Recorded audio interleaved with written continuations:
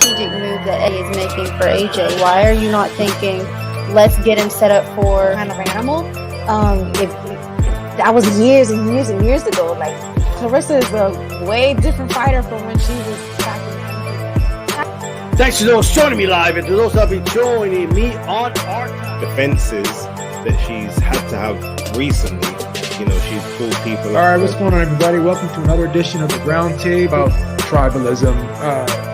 I don't think tribalism is necessarily bad. I just don't think it has to be. I don't know what he think he sees or what he think he know. But he going to the hospital, bro. Like, bro, you not winning that fight. You guys mentioned, I think, D-Style, you mentioned him versus Regis Program.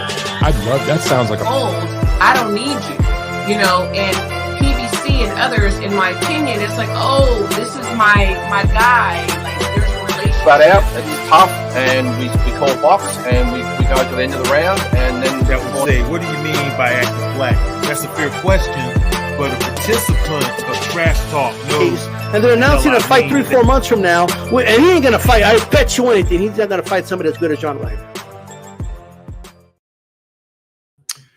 All right, what's going on, everybody? Welcome to another edition of the Roundtable. We have another great panel, as always, and I'm being joined by my partner, D-Style Boxing, and my good friend from across the pond, Base the Kid. And Christine just popped off, but she will be back on. All right, so let's get started. We had a pretty quiet week, but Anthony Joshua did return last Saturday. Highly anticipated fight with Robert Helenius. And the result was what we expected. Some people thought it would happen quicker, but at the end of the day, it happened. But after the fight, you know, we're hearing people like Tony Bellew, we're hearing people like David Hay, Andy Lee, who were there commentating on the fight, saying, oh, I don't know if Anthony Joshua is ready for Deontay Wilder. And then we're hearing Anthony Joshua being interviewed by IFL TV, Kugan Cassius, after the fight. And, you know, Kugan asked him, I said, so is Wilder next in January? That's what Eddie's saying. And he goes, well, I didn't say it. I'm looking to come back by the end of the year. So I'm just a little confused here on whether or not this fight with Wilder is going to happen next, because Joshua hasn't really been definitive on it. Eddie Hearn seems to be optimistic about it, but nothing's concrete yet. Christine, do you think AJ is ready? Do you think they want to go right for the Wilder fight, or do you think they're probably going to try to squeeze maybe another soft touch in between? You know, obviously, everybody involved will get paid big time, but I didn't see, I wasn't impressed, you know, with his fight with Helenius. He still waited. I mean, Derek's magic hasn't worked yet. You know, I really believe that he needs a couple of more fights with him, you know, a few more camps before he, you know, faces Wilder. I don't think it would go well for him at all. He's not ready. Yes, Wilder's been off. AJ's been more active, but he didn't impress me at all. So I think that they need to wait. I really do.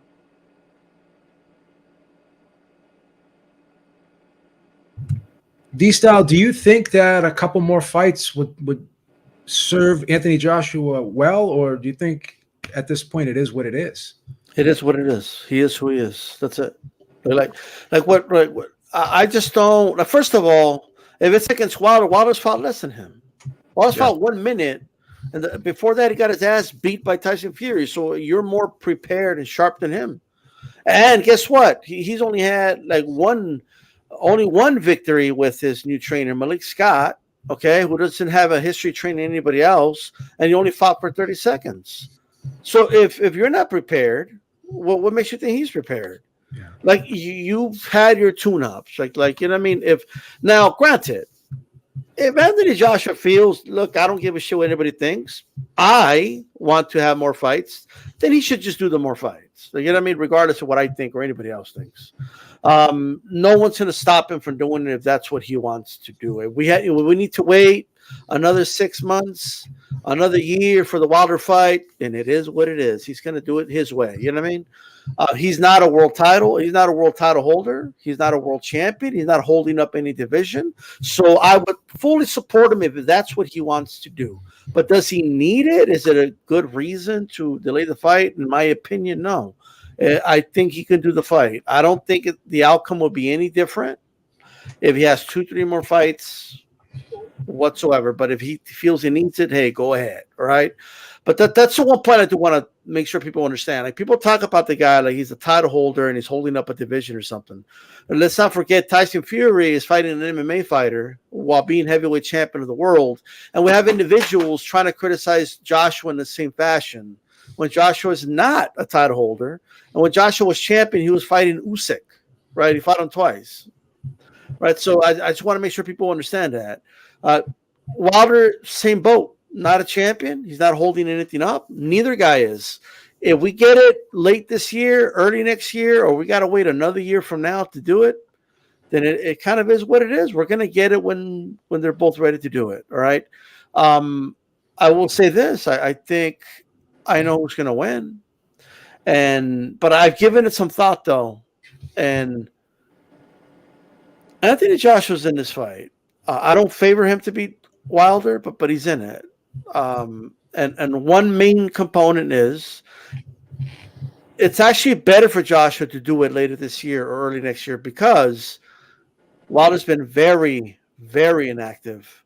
Okay. And the last time he had more than one round in the ring, he took a beating from Fury. So we don't know how he's going to look when he needs to get past that first round. When somebody survives that early storm, right? Okay, what happens in the third round, fourth round? Is Wilder going to be the same? None of us really know. Like, we just don't. So if I'm Anthony Joshua, I personally, I think he should do the fight as soon as possible. Okay. Base, is it really fair that all the questions are being asked about Anthony Joshua and not Deontay Wilder? Because Deontay Wilder has only had, one round of action since his two big losses where he suffered a lot of damage against Tyson Fury. And Joshua's got 2 fights in already this year. Wilder doesn't even have a fight in, right? So is all of the onus on Anthony Joshua here, or does Deontay Wilder have some questions to be answered here as well? Your opinion?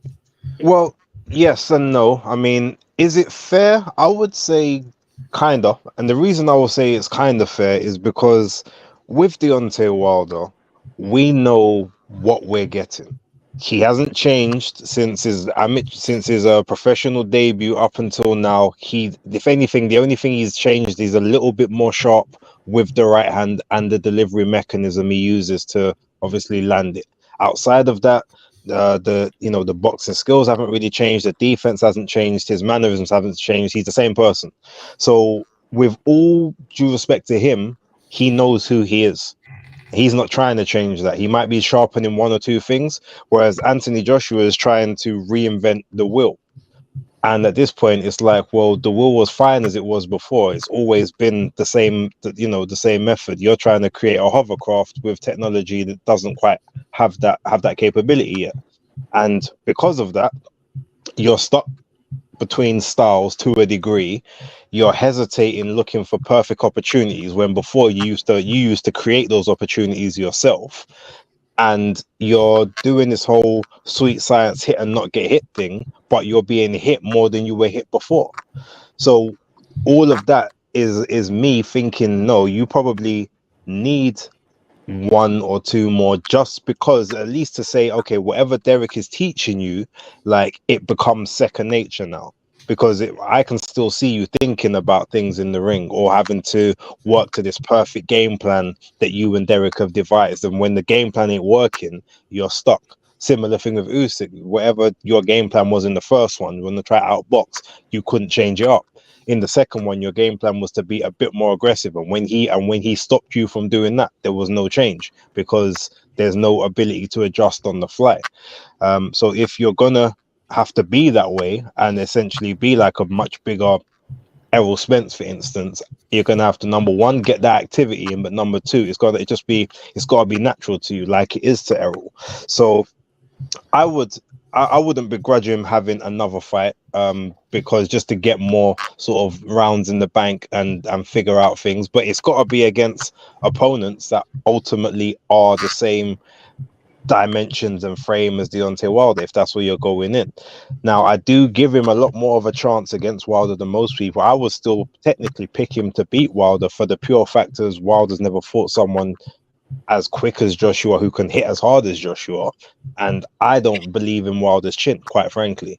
Yeah, he's got a lot of heart, but I don't think his chin holds up to scrutiny.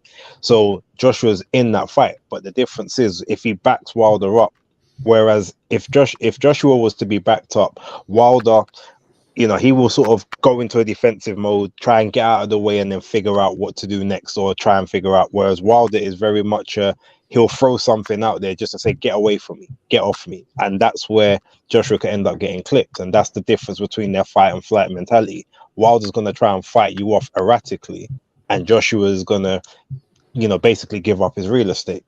And that's why I feel like he needs to get one more in to build up whatever confidence meter he needs to, you know, top up to get to that, to the necessary level to at least make sure he's got the best chance of victory, in my opinion. So if the fight happens in January, like Eddie Hearn is saying, who do you pick to win that fight based off of what you saw? If it happens in January, I mean, look, I still feel that Joshua has every possible, outcome to be able to beat Wilder, but I would trust Wilder's demeanor more. That's what I'll say. I can't say that I think he'll win, but I trust him to know who he is and what he wants to do more than I can trust Joshua at this point. Gotcha. Okay. Very good take. All right, so there's been a. Let me. I wanted to add something really quick. Oh, I'm sorry. Go ahead. I didn't see it. Look. I was on mute, but look. There's something that I'm noticing. This is from my vantage point with Anthony Joshua and Derek James. Okay, it's one thing to get a fighter and work with his strengths, right? And tweak, because at this point Joshua is a veteran. He's a former. You're supposed to tweak him. You're not supposed to change the dude completely, right? And I'm seeing this isn't Rocky 3, ladies and gentlemen. This isn't like Apollo Creed takes Rocky and you got the eye of the tiger now. All of a sudden Rocky changes his whole style. That's not how it works, right? You're not going to go to the heat in Houston. Just because you're in the humidity of Houston, chopping wood, it's not going to turn you to a completely different fighter. That's just not how it works. It just isn't. It's too late at this point. Anthony Joshua is thinking way too much in that ring.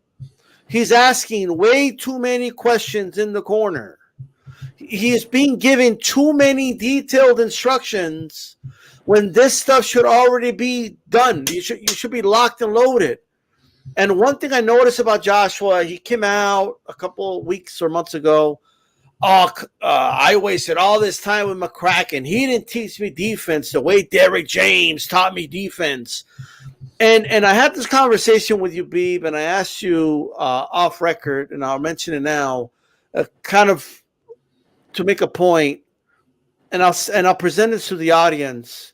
Who has better defense, Emmanuel Navarrete or Oscar Valdez? Most people would say Oscar Valdez because he does defensive moves, because he bobs and he moves from the waist and he has his guard up. And Navarrete, he's just this unorthodox guy. He's very offensive-minded. However, the stats are very clear. In any other sport, the team that gets scored on less has better defense. In any other sport. In boxing, you get hit more, and people will still say you have better defense because you're doing defensive moves. To come on with this, let me land the plane. Anthony Joshua is being taught defensive moves by Derek, right? And he's looking robotic doing it. He's throwing the right hand. I got to bring it back up. Like, oh, my guard. I'm going to throw it. Guard. He's looking stiff there. He's not looking fluid in there. You don't need to bring it back up here every single time if you're doing it right, okay? Like, there was times where it didn't even make sense for him to bring it back, but he's doing it because that is what Derek James is drilling in his head. He told him like 3 times, make sure you bring the guard back up, tight. Make sure you stay tight. Why are you asking this guy to stay tight? Like, maybe Anthony Joshua believes he's being taught the proper way to have the guard. It's a proper defense. Let me tell you something. Boxing is about your optimum. How are you at your best? Okay, boxing is not like other sports. You play defense and then you play offense. Then you play defense. No, you're doing it all at the same time, all of it, right? And I'm looking at a fighter that's not better defensively right now with Derek James than he was with McCracken. He's not. He's not a better defensive fighter. He might be doing some defensive moves, like making sure his guard is tight, right? He may think he's doing these defensive moves, but while he's thinking, his opponents are jabbing him in the face. Okay, while he's thinking, his opponents are getting offense off, right? And I'm telling you right now, Anthony Joshua was better with McCracken from what I see. All right, I think he looked just fine in the first fight with Usyk. He just lost to the better fighter that night. Okay, and I don't see him improving with Derek James. I don't think he looked that good in his last fight. I think he looked okay in this fight, but he's not a better defensive fighter. He is getting hit more. Okay, and he's getting hit by punches that, quite frankly, he wouldn't have taken. Okay, with McCracken, you know why? Because the best defense is when you take your opponent out. He would have taken this fight wouldn't have gone more than 4 rounds if he had McCracken in the corner. I just don't believe that. I don't think it goes as long as it did. Right? This guy was ready to go, and by sending the text, I said, "This guy's ready to go. He's ready to knock him out." Like he wore him down. I like the jab to the body. He wore him down, right? But he's not ascending as a fighter. And it's too late to change him. It just is. So I just wanted to go ahead and point that out. Can I just say real quick? I see what you're saying. You know, the old saying, you can't teach an old dog new tricks. But I really believe that if he has a few more camps with him, a few more fights, then it becomes muscle memory. Yeah, that high guard. I mean, he did that. That's what he teaches, Derek. You know, the high guard. You know, he did that with EJ. And the only criticism that I see is that he tries to make everybody arrow spins, like the same trainings, the same technique. But I do believe that if he spent more time with him, we would see some changes, because it would become muscle memory, doing the same thing over and over and over again. But do I think that he would beat Wilder? No, I don't. He's got broad shoulders. He's not using the shoulder. Like, you know what I mean? Like, there's more he could do. It's not the high guard ain't it. I'm just telling you, it's not it. Yeah. And we also talked about Navarrete, and best defense sometimes is a strong offense. And if you're overwhelming your opponent with pressure and you're hitting him and you're hurting him and you're pushing him back, you're forcing your opponent to keep his hands home. And that's what Navarrete did. So essentially in that fight, he did have the better defense, but he had the better defense through his offense, because he was forcing Valdez to keep his hands home. Anthony Joshua, by waiting, is not forcing his opponents to keep their hands home. No. He's allowing them to throw more punches than they've ever done. Like with Wilder, a lot of, even Fury was very, in the first fight, he was very, I wasn't saying he's hesitant, but he was careful in how he set the shots up. And in the second fight, it was just crazy. But in the beginning, he was careful on how he set the shots up. And that's why that was a different fight. But when he decided my offense is going to be my defense, Wilder was not allowed to get much off. Wilder will go through that high guard. He will get through it. Yeah, he'll go through it. I just don't like the reason I don't like the way Joshua's doing, right? Yeah. There's going to be too much of that. He's either defensive or he's offensive. And when he's offensive, he's not fluid. He's not like guys that fight like that don't protect themselves very well when they're throwing punches. And that's where you need to be defensive as well. Yeah. You have to be ready for the shots coming back and the counters. Like, I'm not seeing an AJ that's ready for counters. I'm not seeing an AJ right now. I just see a guy, he's being taught how to be defensive when you're defensive and your opponent's being offensive. But to me, boxing is like a revolving door. You got to be able to do both, offense and defense, at the same time. You have to be able to do it at the same time. And no one does it at the same time 100%. I'm not saying like that's almost an impossible thing. But he was more fluid with McCracken. He just was. The muscle memory was there, and I think his offense, in many cases, because AJ can't crack, right, was his defense to a certain degree. But he was more prepared for counters, in my opinion, with McCracken. The reason he got caught by Ruiz is he overcommitted, right? His problem was overcommitting. It was never committing. It was overcommitting. And I just think that's the one tweak they had to do with him. Yeah. And now he's going from one extreme to the other. So they made an overcorrection. Yeah, you're making an overcorrection. Like you were beating the hell out of Ruiz. You knocked him down. You overcommitted. That's how you got caught. And instead of just not overcommitting, you completely went defensive in the second fight. It worked. You won. But now it's an overcorrection. And with Derek James, I think it's getting a little worse, to be quite frank. Okay. Good enough. That's fair. Anyone else have anything to add before we transition on to the next topic? That's fair. All right. Well, as I was getting ready to say, we've been hit with a shitstorm this week, and everyone's talking about it. And unfortunately, slow news week. But this isn't the type of news that we're very happy about reporting. Alycia Baumgardner, it was reported from a test that was collected from her on July 12th, 3 days before her fight with Christina Linardatou.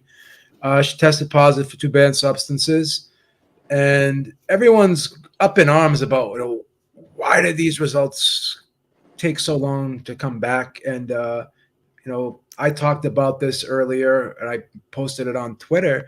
And if you look at all these other testing organizations, this has been pretty consistent with the time frame. VADA, the Conor Ben tests, they took about a month. The first test took a month to come back. The second one took 3 weeks. When you're doing urine and blood, and when you're testing for a ton of substances, it's an arduous process. And again, the Great Britain only has one WADA accredited lab. United States, as big as we are, we only have 2 WADA accredited labs. So if all the samples are going to one lab in one area and 2 labs in another area, it's going to take some time to get these samples completed, right? It's not like you're going to your doctor and saying, hey, I want to get my cholesterol checked, or I want to get my glucose checked.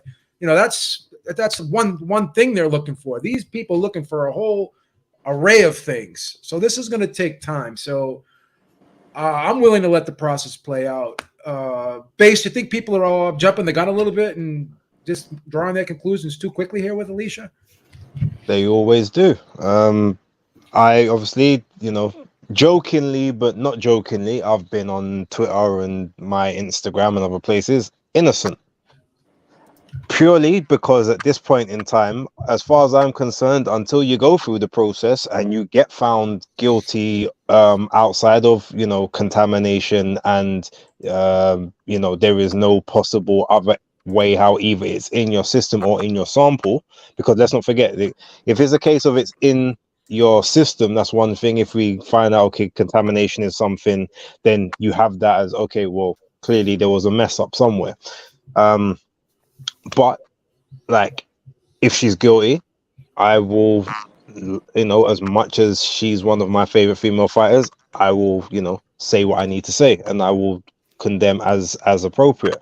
But until such a point, I want all the details. I want her to be able to go through the process. I don't want trial by media, and I'm that same way with anyone, even the boxers I don't like, because as far as I'm concerned, it's someone's life, someone's livelihood. Some of these people, they literally can't make money any other way. So like, if there is something that's not quite right, due process is always correct, and at least that way, once you've got all the evidence, you get to condemn. Because what's the worst thing? You jump out on the ledge, oh, it's a disgrace, like, she's a cheat, he's a cheat, disgusting, should be kicked out of the sport. All of a sudden, exoneration, and now you look like an idiot when you got to come back on another, oh well, I didn't know the details. So I'd rather know the details. Let me know the details and be comfortable in my criticism or slating of an athlete. The whole thing about having a test done, the one thing I would like to kind of know, so they had the test on the 16th of June. When did that one come back?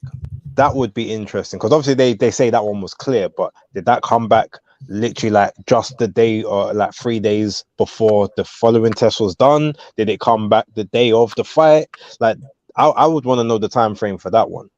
So ultimately it's like innocent until proven guilty. It's basically that, and it doesn't look good. But I'm not going to, like I said, I'm not going to condemn without due process and the hearing. Yeah. So the big issue is the 2 drugs that she tested positive for. These are serious drugs that definitely provide a boost. But what's been crazy this week is just listening to some of the conspiracy theories and, people just even going as far as blaming Eddie and accusing him of being involved with this. And it's like the samples get collected, they go to a WADA accredited lab, and that's that. I mean, that's how it's done. And people that work at the lab, I mean, I don't know how you're going to get to them. And people who are the test collectors, these are licensed people, right? This is their job. They can go to jail if they get caught tampering with these samples, right? Their lives will be ruined. And Eddie Hearn came out and said, you're insulting my family company. This is something that we've built from the ground, right? My dad started this, so this is very, very offensive. D-Style, what's going on here, man? What are people? Yeah, thinking? Look, I think people need to stop conflating what McCaskill said to what Baumgardner's saying, right? That's true. I saw someone say, Baumgardner starting this conspiracy that Baumgardner even questioned the dude. It's when did I say that? No, McCaskill said that, right? McCaskill and Rick Ramos have a whole nother thing going on. They got I don't want to spend too much time with that, but they have a beef with Matchroom at the moment. Look, they had a sweet deal for a while. They got that a big payday for the Breakers fight. They got a rematch out of it, and then they got some money out of the Cameron fight. But she was not a good welterweight champion, by the way. She just wasn't. After she beat Breakers, what did she do at welterweight? Nothing. You know what I mean? But anyway, they want the bag, and look, good for them if they want to get it, but Matchroom obviously isn't in line with them with what they want for the type of opponents they want. And Matchroom wanted to do other fights that they didn't want. There was a dispute there, right? And Rick Ramos has been accusing Matchroom of some of the craziest conspiracy theories, right? They think Matchroom's out to get them or something. Why would they be out to get you? You got a welterweight title shot without really earning it against Breakers. Why would they be out to get you? You got a shot at Undisputed with Cameron. This is not a company that looks like they're out to get you.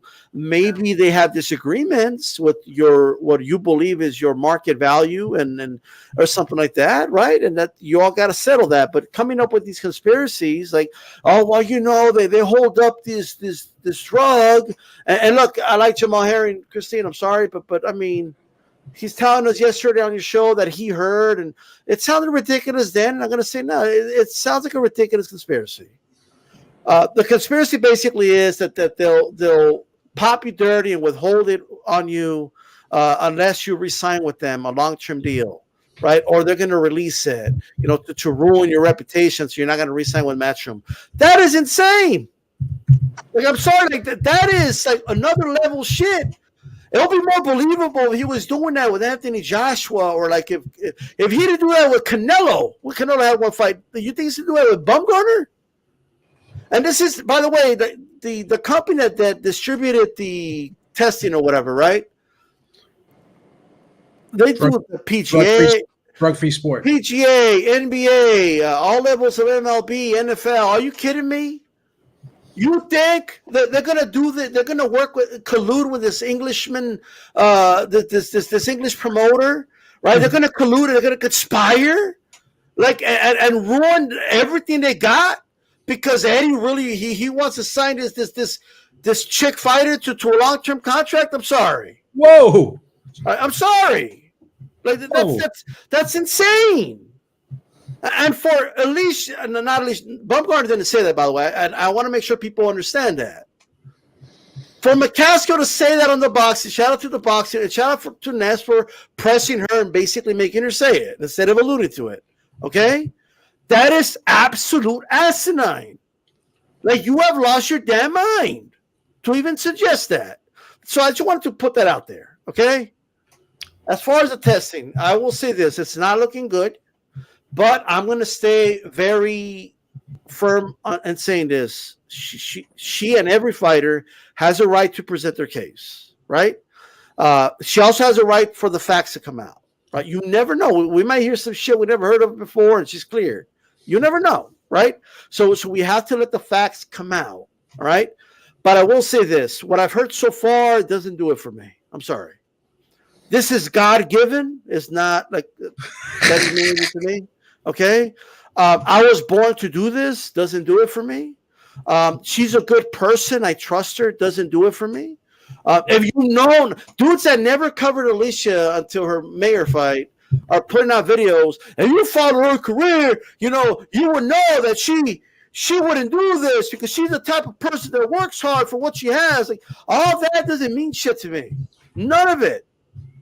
Because even juicers work hard. They all work hard. All boxers work hard. Whether they're juicing or not, they're hard-working dudes and girls, okay? But what I've heard so far isn't doing it for me. All right, it's just not. Oh, they're just hating on. They're just hating on her, and they want to bring her down. It's not doing it for me. I'm sorry. Like, it's not. Nah. I don't think the boxing world really has it in for Alicia Baumgardner. Like, I ain't buying it. I don't think there's any collusion going on. I don't think any of that's going on. It's one or the other. Either she cheated, or it's some type of false negative, or there's a good explanation that I can't imagine what it is, but maybe there's a good explanation as to why she tested positive for those substances.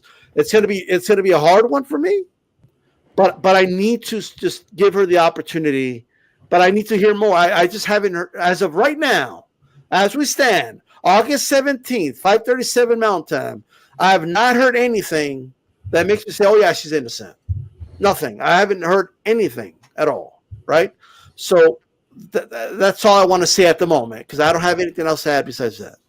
Babe, just before you go, and just to let everyone know, it's actually August 18th over here. So, fair enough. Well, I said 5:37 Mountain Time. I know. You say over here.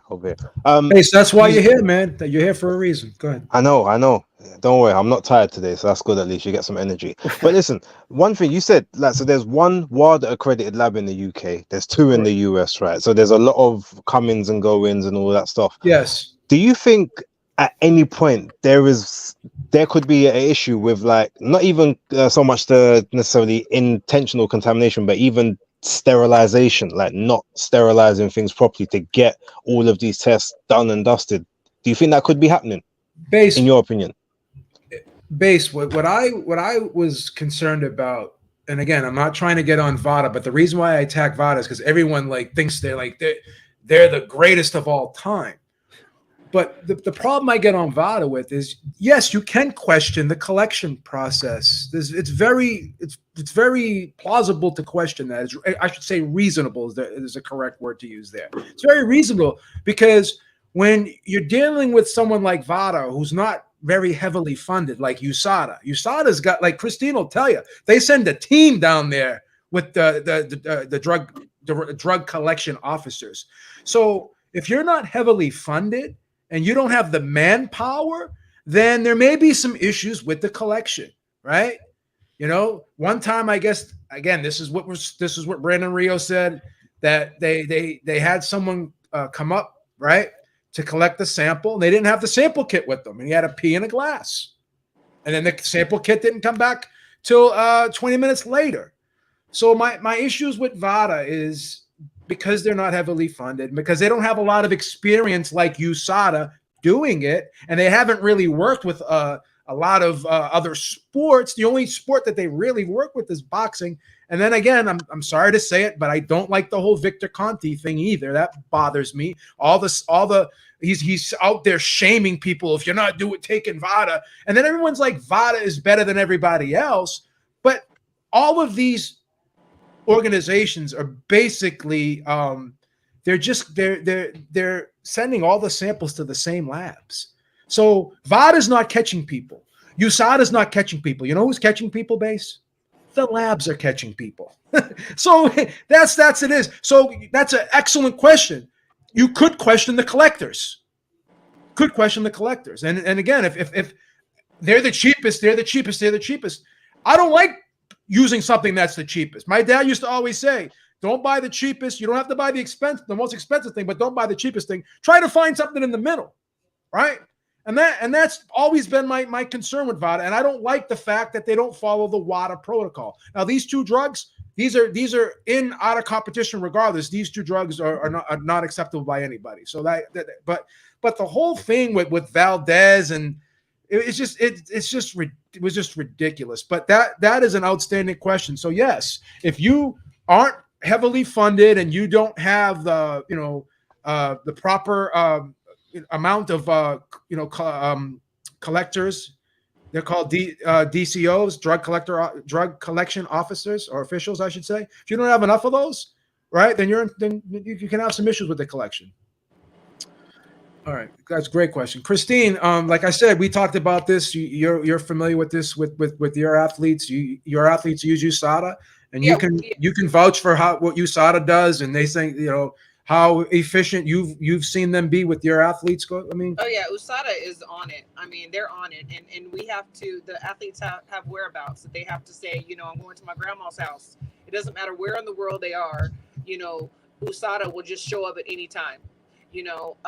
We definitely. I'm jumping around a little bit, but we definitely have to clean up the sport. And I think that if we had something in place like that, where you're starting camp because you've already signed a contract, you already have a fight date, you put your whereabouts in and they can come and test you at any time, because we know that these drugs, these PEDs, they run in cycles, and we have to catch them when they're doing it, not after the fight, because people are dying in the ring or can die in the ring. Base, I totally agree with you as far as due process and not crucifying somebody before they're found guilty. But Steven had a great comment, and he was like, let's see, where is it? Something about how would you be positive for two different steroids and it be contamination? It's like, that is a valid question. It's not looking good. It's not looking good unless you went to Mexico and had two different tacos, and each had, the different steroid in there, and she ate them both. She's denying it, obviously. Would I have maybe more respect? Because I don't know what's going to happen. I don't know if it's going to be covered up or if it's going to be pushed under the rug. But I would personally have more respect if she said, you know what, I cheated, or you know what, I did this and I didn't know, somebody gave me this or whatever. I thought it was a vitamin. I don't know. But we're also questioning the integrity of these people that work in these labs. Like, are you so stupid that you're mixing shit or you're contaminating stuff? Like, they're professionals, supposed to be. I think McCaskill should not have said what she said. I didn't hear it. I didn't want to jump on, but I saw the comment. I don't think this is neither here nor there. I don't think she won the first fight with Breakus. But if your promoter wants to get rid of you, he does not have to contaminate any samples. He does not have to do anything like that. He just doesn't put you on the card. And if you're not showing him what he thought you were, he's going to match you hard and get rid of you. It's about money. So that's all crazy, but I'm very curious to see. I've heard a lot of different rumors. Obviously we're all in boxing circles and people heard this and heard that. And one that I was told I haven't heard come out yet, but we'll see what happens. But there was something going on.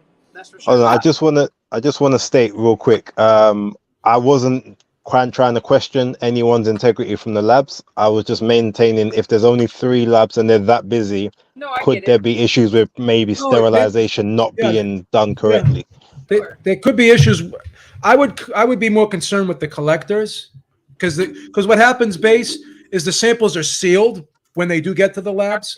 Yes. So that's why in the lab it's hard. That's hard. But another problem too is with the supplement. They're new containers, like they're taped. They have tape on them. Like I think the Brandon Rios is like if that happened, I don't think that's ever happened again. Yeah, it's not the norm. But what my only concern is, if you're not heavily funded, are you properly equipped to do widespread testing? You know what I'm saying? That's my only concern. That's just my skepticism. But another bigger issue too is the supplements. It's very easy to have contaminated supplements. Absolutely. Especially with stimulants, right?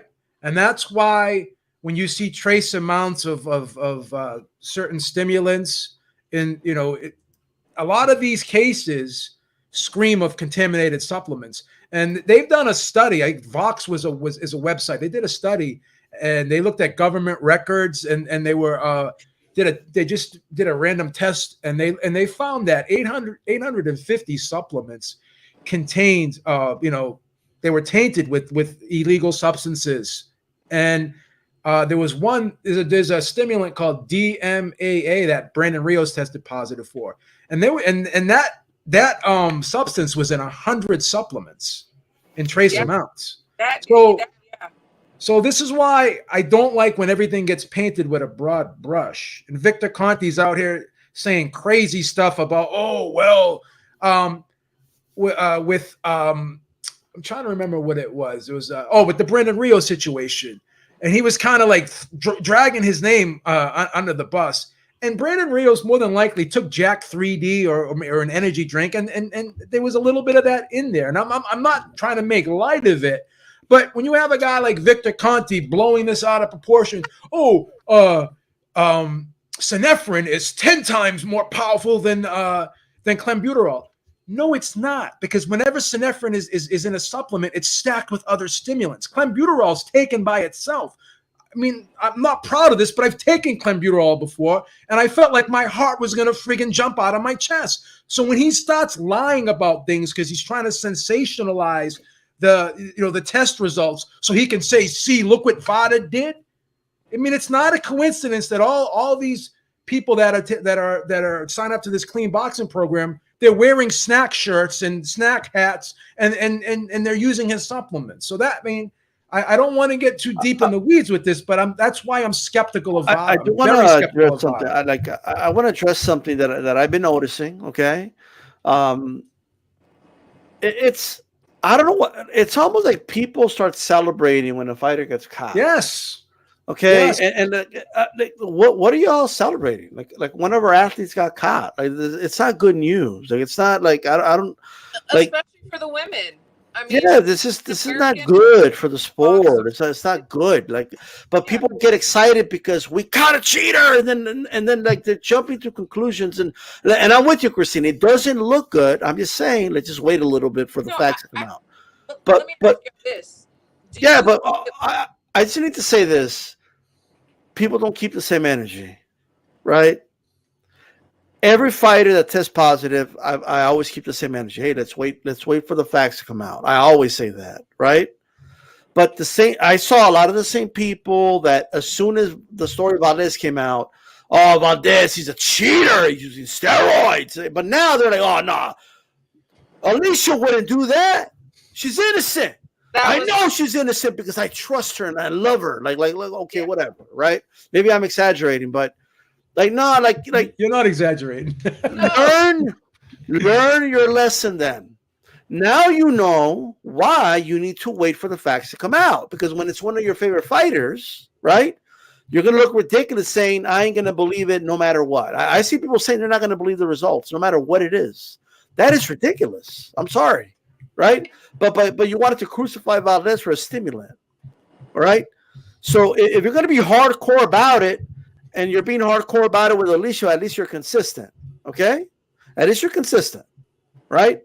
But don't crucify one fighter for it, and then when another fighter pops dirty, all of a sudden you want to be Mr. Captain Save you know what, okay? I'm just saying. I hope she's in. I hope that it's not her fault. I hope she's innocent. Nah, not my queen. Well, She's a hard worker. Don't y'all feel that because she is a woman, an attractive woman, a sexy woman, that people are giving her a pass? They didn't give Ben or White and whoever else the pass that they're giving her. They're No matter what. Talk sport drives me nuts. I know that they still talking about Ben. Like that, it's like, why do they still keep talking? Like Simon Jordan just keeps talking about that, and he's acting like Eddie took the pills and opened up Conor Ben's mouth and went, "Vroom!" Like, get over it, Simon.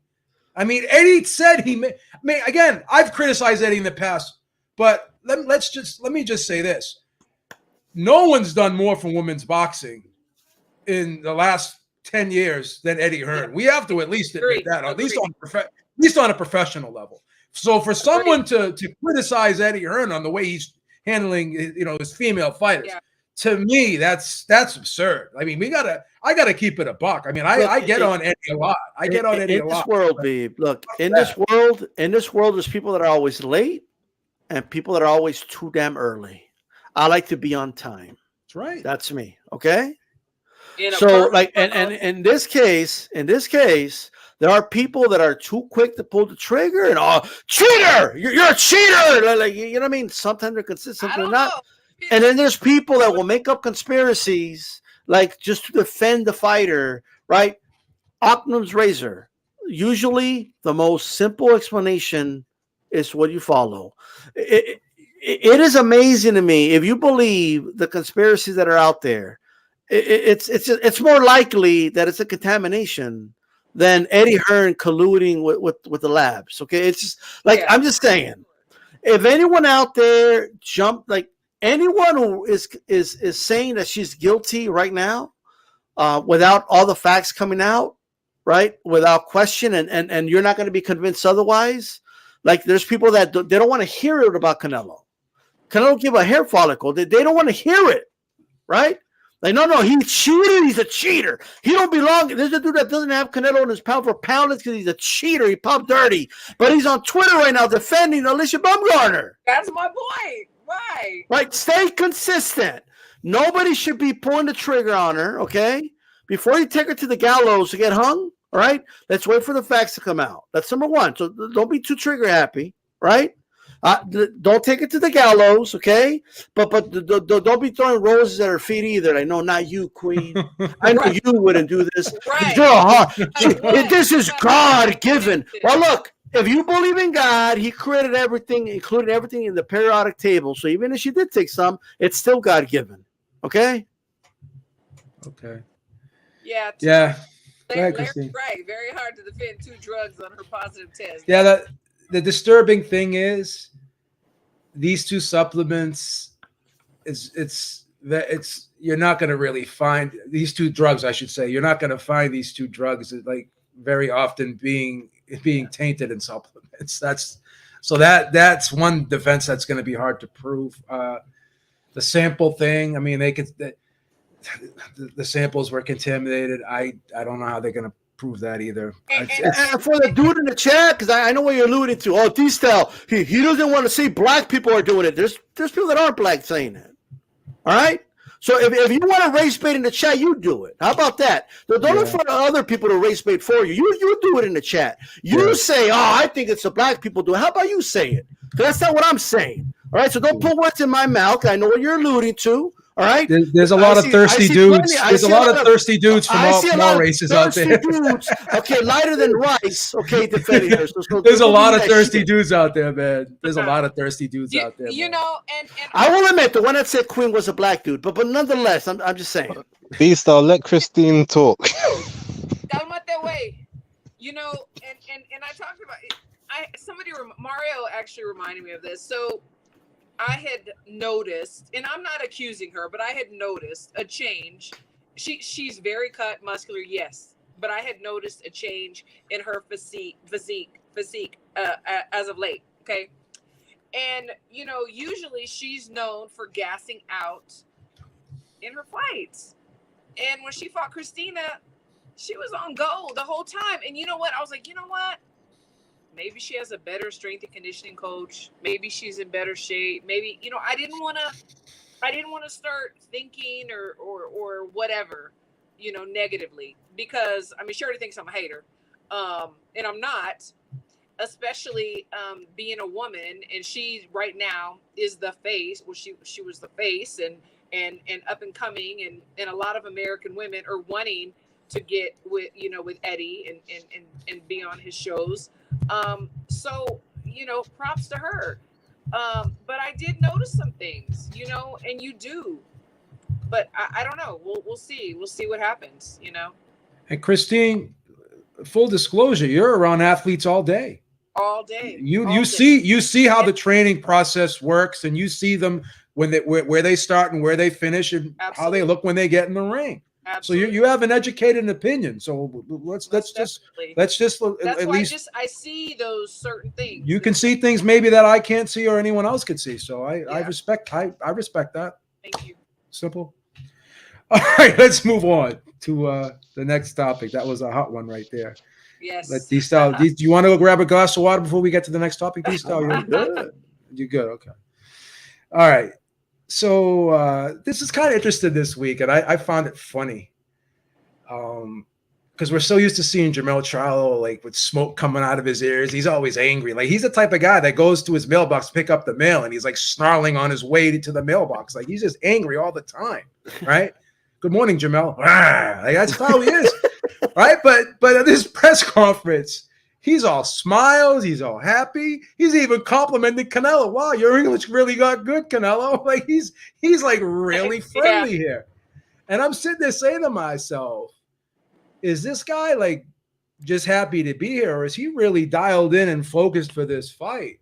You know, I'm not seeing that same killer Jermell that I'm used to seeing. So does this mean anything, or am I reading too much into this, D-Style? Well, look, let me read this tweet from, because Terence Crawford noticed it too. And he tweeted out the following, okay, at Terence Crawford on X. It's no longer Twitter, it's X, ladies and gentlemen. Horrible name. But he said, glad Twin Charlo, that is the handle of Jermell, all right, is learning that you don't always got to be mad and acting tough all the time. I'm teaching him how to carry himself. Good job. Way to keep up the good work. That he's sunning him. That's what he's doing. Like that's a backhanded compliment. He's basically, like, you know what I mean? He's telling him, like, I think I humbled this guy a little bit. He's taking credit for it. It's what he's doing. But nonetheless, and he's also noticing, I believe, that the change in energy. This guy was on a Zoom call, similar to StreamYard right here, right? With Tim Tszyu. And Tim Tszyu had the audacity, right, to look at the camera on the Zoom call and say, hey, champ, I'm glad I'm going to fight you because you're the best, and I want to fight the best. And that really angered Jermell. Like he really got angry when Tim Tszyu said that. You know what I mean? Like he's like, "Oh, you gotta say I am the best. What are you saying?" I'm saying you're the best, and I want to fight you. Like, what do you mean? He was really angry. You know, he was angry. He was pissed. Well, you gotta say. You don't have a choice but to say it. So why you say it? Like, oh Lord, he just gave you your props. You know what I mean? Like, and when Tim Tszyu would be like, yeah, this ain't the belt. I need to fight the champ for the real belt. Well, yeah, of course he needs to fight me. What do you mean? But what does he do for me? Like, let's just, like, the dude is just angry about everything. He's just mad. Bobbling his head, little bobblehead. Like, you know what I mean? He's got a big-ass head, by the way. I just put, you see his head next to Canelo? It looks like a bobblehead, bro. Like, this dude's cranium. It's like he looked like Alien. Like, have you seen the movie Alien? Like next to Canelo. But so the dude is like, he's always angry, but then all of a sudden he goes from Pitbull to Poodle. Like, because he's standing next to Canelo. And he felt the chills next to Canelo. That's why he wore a sweater. Did you see him wear a sweater in the middle of August? Right? When it's 100 degrees out. And you're wearing a sweater at the press conference, he felt the chill from the Night King staring at him, right? He felt like, oh, like, ah, cabrón, like, holy shit. Like, he even said it in Spanish, ay, güey. Like, you know what I mean? Like he felt it, Jermell did, right? The energy. this dude sounded like the biggest fan of Canelo. Hey, Canelo, I'm a big fan, Canelo. Hey, Reynoso, you too. Like, you're a fan of Reynoso too? Of his trainer as well? Shit. Like, he's a big fan. He wants to make sure everybody knows, right? I'm just not feeling the energy. And look, I'm not one of those guys. I'm like, when Crawford and Spence had their press conference, I like those press conferences because that was them. Yeah. That's how Crawford is. He's not a WWE character like that. He doesn't. I will never ask a fighter, "Hey, talk shit to sell the fight," and I think all that shit's cheap. Okay, I don't believe in that. What I'm saying is that Jermell is not being his authentic self. Where is it Jermell that I saw at the Harrison press conferences? Where is it Jermell that talked to Castano a certain way? Where is it Jermell that talked to Tim Tszyu a certain way? Where the hell is that Jermell Charlo? Was that Jermell on stage? Did they swap him out? Is that what happened? Because that was not Jermell. Where's the Jermell that was calling him bitch Nello on Instagram Live? Where's that Jermell? Where's the Jermell that was sitting ringside saying, I could knock that motherfucker out, that dude ain't shit? Where is that Jermell Charlo? Where's he at? I can't find him. Why is your energy different now that Canelo's standing in front of you? Are you going to do, like, Caleb Plant waited till they were in the ring, but are you doing it now? Are you ahead of the curve? You're going to be nice to Canelo, hoping he shows you some mercy, or what? What? Are you going to ask him if you can fight before the fight starts? I can fight, huh? You can fight pretty good too, yeah. Like, is that what you're going to do? Is that what we're doing now? The reason I was excited about this fight, a lot of people didn't like it at first, but I like the fight. I hated the Jermell fight. It feels like Jermell's fighting him right now. That's how it feels. It feels like the wrong brothers on stage at the moment. I want Dragon energy Jermell. I want Dragon style Jermell. I want the real Jermell Charlo. Please stand up. And I was kind of hoping Canelo called him out on it, to be quite frank. I was hoping Canelo made a little remark like, hey, you're a big fan of mine, thank you, or something like that. You know what I mean? But he didn't. And Canelo, his English is getting great. He already has better English than Tank Davis. So, like, whoa! Sure. You're all you're out of control tonight. He already surpassed Adrian Broner. You know what I mean? And now he's going to surpass Tank Davis at this point. Better English than Tank by far. That's crazy. He took back the face of boxing, and then he beat him at English. Do you notice how they're not calling Canelo like at the PBC when they're introducing him? They're not calling him the face of boxing. They're calling him the star of boxing because they're trying to.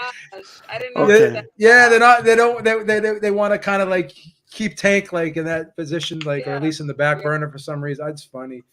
That is funny. I mean, Christine, I got to be honest. Jermell to me looks a little starstruck up there, man. He's a fanboy. He looks like a little starstruck. He's saying to himself, I can't be the bully in this situation right here.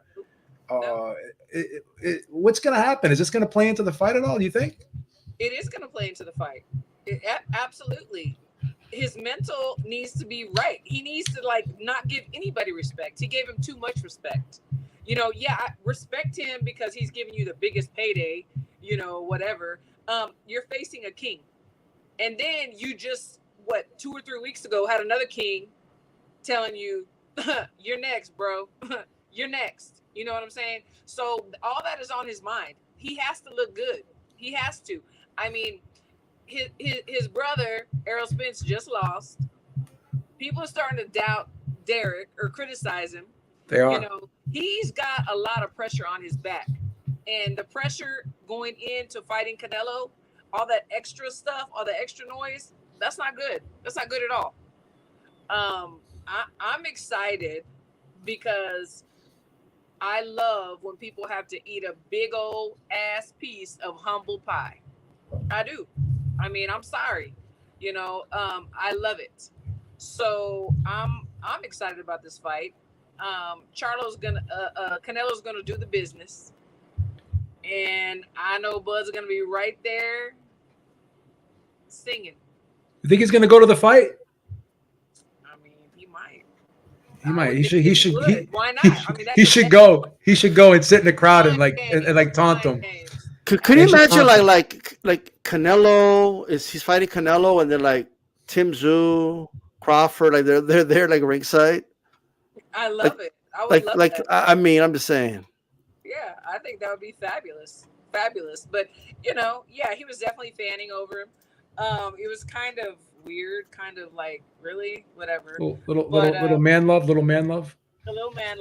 Yeah, a little man love. Yeah. We'll see what happens. I mean, I already know what's gonna happen, but we'll see what happens. Base, I'm not a psychiatrist, but I play one on TV. I know you hate these mind game things. I know you hate this mind game stuff, but are we playing too much into this, Base? No, not particularly. Here's the thing, though. Like both Jermell and Jermell. Now, I say this knowing with obviously the with the preface that Jermell is better than Jermell and has achieved a lot more and has actually done the business. So he deserves all of his accolades and plaudits. But both of them are what I guess the UK like to label AJ as a flat track bully. Like they are on top fighters. Like when they are the star of the show against maybe overmatched opponents, that's when they come with the big bad energy. But when someone steps to them, they get very quiet.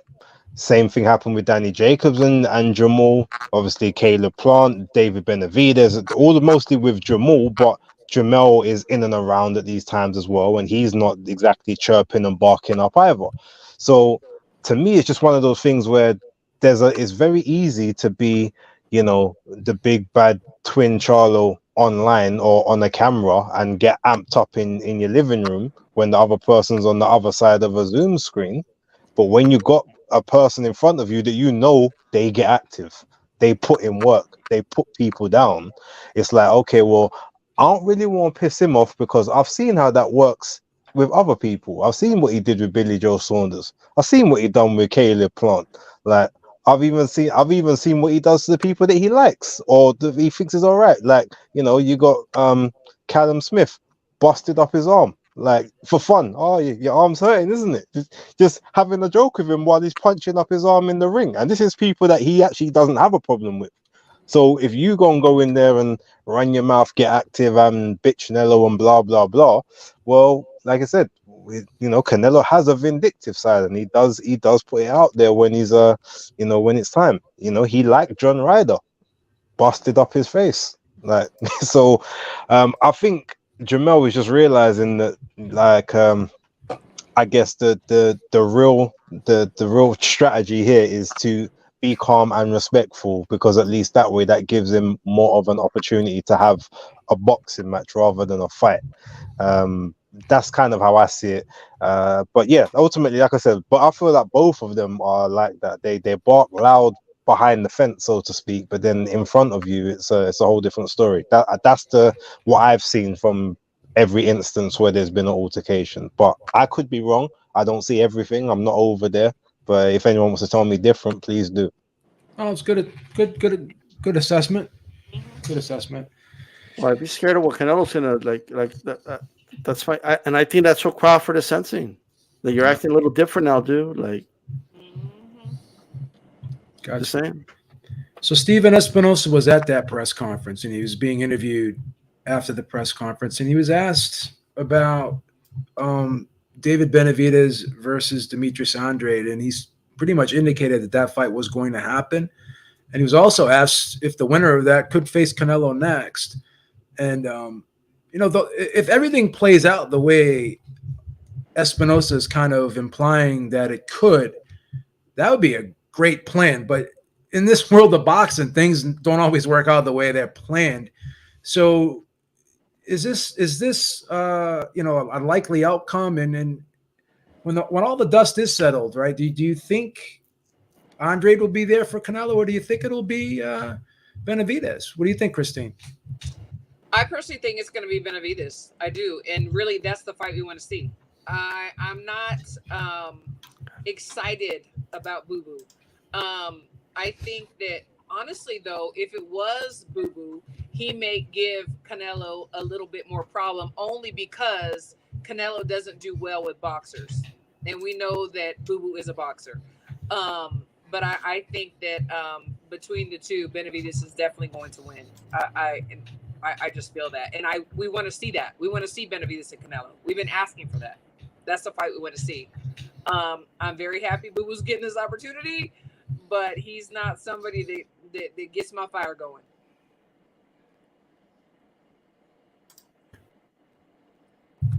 What do you think, D-Style? This is going to be an elimination match for Canelo, and who do you see coming out on top? I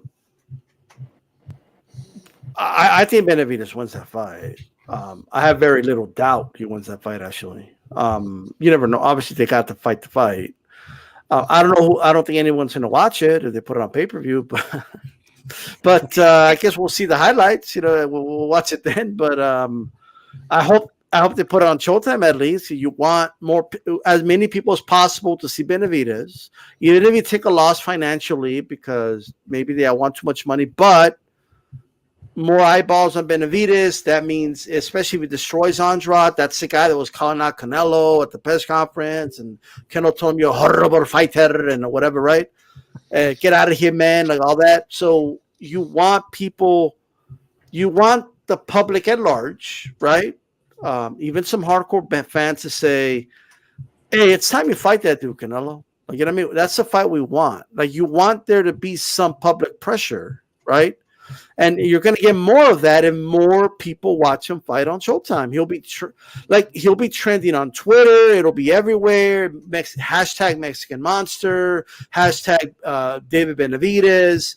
Hashtag Canelo. Canelo Benavidez will be top 5. I guarantee it, trending on Twitter. That's what they should do. With that said, I don't know what the plan is exactly. Because he's saying he may fight the winner. There's no official. I'm not hearing anything official here. No, right? So it doesn't mean anything to me if they sell it that way. It just doesn't. And I'm sure Canelo hasn't signed anything saying, "Oh yeah, I'll fight the winner. Give me that piece of paper." It's just not going to happen. So that's why I want the public pressure, because that makes the fight more likely to happen.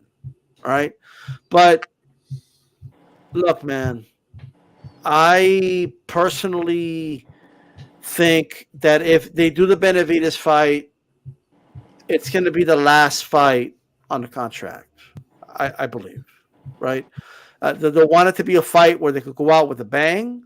I think Jermell, whether I don't like the fight, but I think Jermell will probably be next. Calix, do you agree with D-Style here, man? What's your take on this? And you're going to buy this pay-per-view, man. You may buy it. I think you've come around with your pay-per-views a little bit. You softened your stance, haven't you? No, not at all.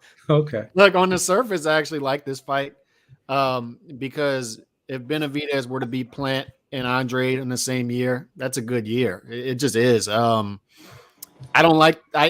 But the things I don't like about this fight is Morrell Jr. was supposed to be the guy. That's what they said. And then when they announced that Canelo was going to PBC, that's when the tune started to change, right? The next day, Benavidez comes out and says, I knew nothing about an agreement. I haven't heard anything about an agreement with Morrell Jr. So I don't like that. And I also don't like the pay-per-view thing. This just isn't a pay-per-view fight. It's just not. Benavidez isn't a pay-per-view A-side. He's not that guy. And Boo Boo Andrade, he has 8 fans, right? I mean, does he have any fans outside of Rhode Island? Or the only other fans he has is the guys who, don't like Canelo and they just adopt certain fighters because they don't like Canelo. But that's it. That's his fan base. So I still like the fight. I think Benavidez will win that fight. I think it's an easier fight for him than Morrell Jr. And I think he gets past it. But I to me, it's easy to see what's going on. And it's frustrating to see people not see it. Benavidez is going to be on the back end. That's how it's always been. And that's the guy that Al Heyman wants to be on the top when all of this tournament plays out. And I think there'll be one more fight before. So I've said it for a while. I think it's September 2024. I think that's when the fight happens, Canelo versus Benavidez. So I think it'll be another fight after this one. And why not be Charlo Benavidez? Don't do it on pay-per-view. You're not going to sell it anyway. Like, you're gonna lose money anyway. Just put out Showtime. Yeah, they should do that. They should do it. Base, is Benavidez number 3 or number 2 here if Canelo beats Charlo? It'd probably be number 3. Yeah, to be honest, yeah, I think like they want to get as much mileage out of that as possible, and I guess realistically, if they want Benavidez to be like, I guess, the passing of the torch, you don't want that to be in the middle, and then you've still got to give Canelo another fight afterwards. So realistically, you're gonna have that as the 3rd fight, and if you win, then okay, see you later. Like, go back to the zone or something, and let them try and pay you for the next fight or whatever. They don't want to have the get back, and they definitely probably wouldn't want to do the rematch. But yeah, look, with regards to Benavidez and Andrade, because I know you switched the question and didn't want to ask me about that, like you always do. I figured you were just gonna chime in with it, man. You and I, like I'm like Professor X with you, man. We connect. I know. Yeah. So look, I think that fight would be very tricky for Benavidez initially. Even more tricky than what the Plant fight was, because obviously it's southpaw rather than orthodox, and we saw Benavidez didn't really get into that fight until Caleb Plant got tired. I feel like it will be worse in that first stanza against Andrade, someone who maybe, I'm not going to say is the biggest puncher, but he gets knockdowns. He puts people down. And with someone like Benavidez, who normally comes forward in straight lines, he could definitely get hit with that backhand several times in those first few rounds. It will probably take him, but then it's just about ultimately after that, he seems to have a gas tank issue at 160 after sort of round 6. With the extra 8 pounds, I mean, he didn't look great against them on Nicholson. Got dropped in that one technically as well, and he had to see out the rounds. That's the part where Benavidez has the advantage, because he's not going to get tired, and you're not going to get those opportunities to try and manage your gas tank from round 6, 7, 8, 9, 10. So yeah, I think he could potentially get taken out very late in that fight, but I think he will make Benavidez look extremely bad and extremely basic, even more so in that first half, coming from the opposite angle that he's used to. So win, lose, or draw, Benavidez isn't going to look great coming out of this one, in your opinion? No, especially not in the first half. No knockout for him. It's going to go. It could potentially be a late stoppage, like around 11, 12, if Andrade is really tired, but he's going to look horrible beforehand. Got you. I think it'll be another decision. I think it could be a decision, because Andrade knows how to like stink it out when he's getting, when the going gets tough. Sometimes Andrade will kind of like be a little bit more reserved. I like the fight. I do. On the surface, I like the fight. I'm not going to pay for it, but I like that fight because it's another style that he has to figure out, and it's a real tournament now, so I like it. What do you think, Mario? Andrade versus Benavidez looks like it's going to happen, I'm hearing, in October, and Espinosa hinted that the winner could get Canelo. Are we being a little overly optimistic here, or do you think the winner is probably going to be number 3 on the Canelo hit list if he beats Jermell? No, I don't think we're being overly optimistic. I think that right now, if there is any one network or any one promoter that has a real beat on what's going on with their star fighter, it is PBC with Canelo, right? Like, who knows what's going on with Ryan Garcia? Who knows what's going on with anybody in Matchroom that's failed a test recently? Like, all these things are like kind of blurry. But when it comes to PBC, specifically with Canelo, it seems like they have their plan. And we've talked about this, in the past, and Beeb, you've made so many great points as far as it relates to this. They're not going to put in all this money if they're not going to have these plans. And this is a plan we can get behind. I don't remember who said it during the press conference, but it was said basically like in one of the interviews, like, none of these guys that are on the Canelo list have fought each other. But the moment Canelo goes over there, it's like, well, he's got to fight that guy and this guy, and there's 10 guys and he's got to fight them all. And it's like, it's just this crazy notion that, like, man, But why don't y'all just fight each other in the meantime? Like, y'all are all waiting for the Canelo ticket. Y'all can go and create your own lane, you know, and you can go and do something like that and make it a bigger fight. Like right now, if Andrade were to get that fight with Canelo, what would it do? Numbers wise, you know, is it selling? I don't know. And is Andrade really adding to it? I think if he goes and were to beat a Benavidez, well, then the stock on that fight rises. And I think the same thing can be said with Benavidez, even though I think that draws a lot better. That said, as far as the fight goes, man, I think Base the Kid's absolutely right. No matter what happens, he doesn't hear that very often. He doesn't hear that very often. Hey, I agree with him on Twitter a lot. So me and him rocking out together. But listen, he's a difficult fighter. He's a difficult fighter to look good against. He's an easy fighter to look bad against. He's just so awkward, and he's got so many different types of, you know, looks that he gives you. And, you know, I think that if he were to come in with a plan to utilize that awkwardness and to really make it a part of his strategy, he has a great chance. I really think this fight should be looked at as a 50-50, if not a 60-40. And the only reason you give that extra 10% to Benavidez is because he's in that weight class and he's been, you know, dominating thus far, you know, but and he's in his prime. He's in his prime. And he's in his prime. Well said. You're absolutely right. You know, this isn't HBO in 2014. Andrade definitely has some miles on him, but at the same time, you know, I think that if you look at the style of Benavidez and the style of Andrade, I don't know if this is going to be a fun fight. I don't know if it's going to be more of an ugly fight, but at the very end, it produces an answer. It produces a definitive answer. Who's better? And that's the one that I want to see fight Canelo first, and maybe only, you know, depending on who it is that wins.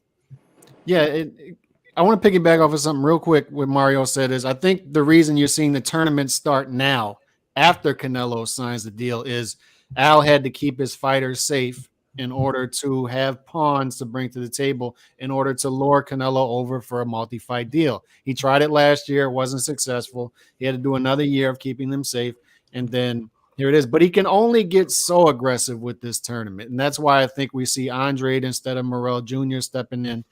And but it is good to see this tournament finally kick off. Well said. What's the bet slip going to look like, Mario? Man, I'll be honest. Depending on how far Andrade's down, I'm picking him, dude. Like, if you give me 2-1, listen to me. If you give me 2-1 on him, bro, I'll take that. Listen, that is a money fight, and Vegas got it wrong the other day with Navarrete and Valdez. They were way off, and I'm anticipating a situation where the hype train derails the betting. I think the numbers don't end up lining up the way they should, and I'll try to take advantage of it. Andrade's going to lose. Fair enough. Well, you know what? You're not getting any of the money I win. I'm buying everybody on the panel something. D-Style, nothing. He was going to buy you a smoothie. He was going to buy you a smoothie, D-Style. A kale smoothie? Make sure it's not tainted. I mean, you'll have to FedEx it to me, but you know, I'll take it. I'll take bases, and then we're good. No, you won't. Actually, no, send it with Christine. She's coming over next week. You give it to me in advance. Christina, world traveler. Give it to me. All right. So we got some pretty good news this week. Sonny Edwards versus Jesse Rodriguez for December 16th. And it's funny because about maybe a year ago, 8 to 8 months ago, before Jesse Rodriguez's last fight, everyone was like, yeah, if he fights Sonny Edwards, it's going to be a walk in the park. But now people are kind of having second thoughts because they looked at his last performance and the one before that, and Jesse Rodriguez has actually looked human, and Sonny Edwards has just been rolling along. So based off of what we've seen in their most recent performances, how do you see this playing out, Calix? I love this fight, man. I love this fight. This was the one I wanted in that weight class, and boy, do I love that weight class. 112, 115, love those weight classes. Sonny, I want to pick Sonny. I've been a big band fan for a while, but I want to pick Sonny. I like him too, but the power, I just can't get over the lack of power. And I can't envision a scenario in which he can get 7 rounds off of Bam Rodriguez without possessing any power. Look, I understand Bam hasn't looked himself the last 2 fights. He didn't look like the guy that scorched Sorong Vise, Quadras. I get all that, but he's still Bam. He still showed in his last fight that he's able to fight through adversity with the jaw, and Sonny Edwards isn't going to tap his jaw like that. So if it turns into a boxing match, Sonny Edwards has a shot, yes, but Bam can also do that. He's a good shifty fighter. He can offset the lateral movement. What I like about Sonny is he also has a hell of a chin. He showed that in his previous fights as well, and Bam is going to test his chin. But I believe that Sonny is going the distance with Bam. Sonny does a great job of mixing things up. He can fight on the inside as well. He can fight off the ropes. But I think he's going to be outgunned here. And I just think it comes down to power. He has a lack of power that's going to show up when he gets up to this elite fight against Bam Rodriguez. And I like Bam Rodriguez to win this fight by decision. Got you. So, Mario, what's this bet slip going to look like? Oh man, I gotta go with Bam on this one. Like, I definitely understand the temperature in the room, so to speak, right? I do see that Sonny his momentum is carrying in a way that you could say that Bam's isn't, based off of their recent performances. That said, like, I really don't know how much of the Sonny hype train was started based on his performance against the quality of opposition he's been facing, or lack thereof, versus how much or how great he is at just grabbing headlines. You know, the whole thing with Clarissa Shields, I'll be honest, like, and I'm not trying to hate, but it feels like his rise correlated with that whole storyline. You know what I mean? And I'll be honest, I give him a slightly better chance to beat Bam than I do to ever land a date with Clarissa Shields. But that said, it's like still not really, fair. I think that Bam wins the fight. I do. And I think he's going to win because it's going to be an exciting fight. I don't think I agree 100% with what Khalek said. But I do think that Sonny has not an ego. He has the kind of pride and the kind of heart that won't allow him to not go tit for tat, to not try to get his get back. You know what I mean? And it's dangerous for fighters like that. Like, everybody talked about AJ, and I'm not going to go into that because I know that was y'all's first topic. But everybody talks about, his performance and offsetting, but the patience that he had to stick to that game plan, that shows something. That shows something. That shows a determination that was there. Maybe you don't like the way the fight script went. Maybe it was a little boring for you.